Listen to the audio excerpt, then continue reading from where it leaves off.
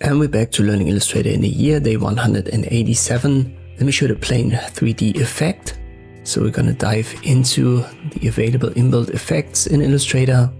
It's the first one right here for 3D and materials, extrude and bevel. And then you should find under 3D type the plane.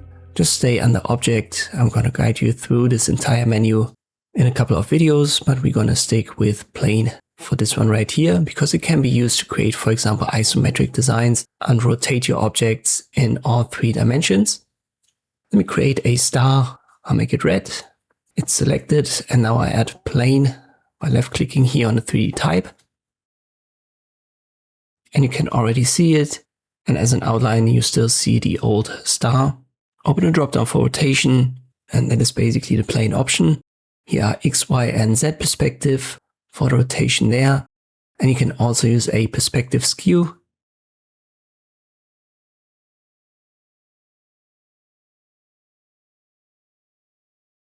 In principle, you can also do that directly here on the canvas, but I think it's easier and more intuitive to do it using the sliders.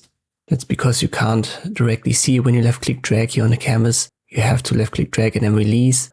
So it's not the best solution. Maybe Illustrator changes that in the future so that you can actually see it while you drag it. But for now, as I've said, I would just advise you to use the sliders. And this effect already becomes interesting with a text element.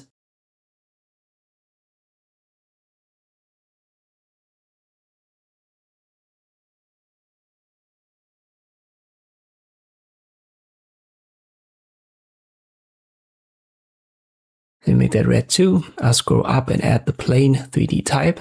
And here I can rotate it as I've said in X, Y, Z, and the perspective skew is available as well.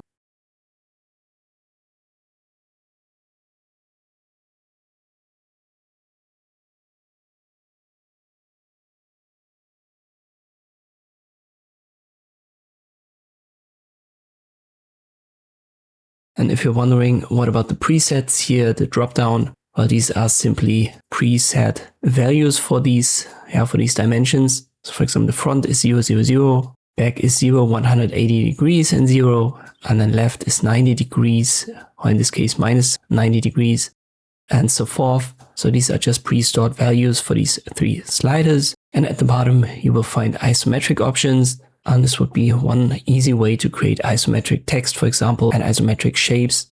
Once again, you still have the perspective skew right here.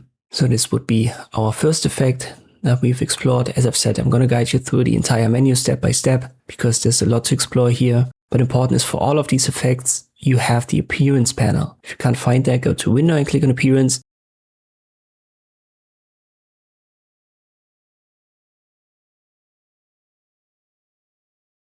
And here everything is stored. So everything that you add to, in this case, the text, or let's say a shape, a rectangle, a star, this will be stored under Appearance, and you can re-access it. Just select the object and then double click to edit the effect.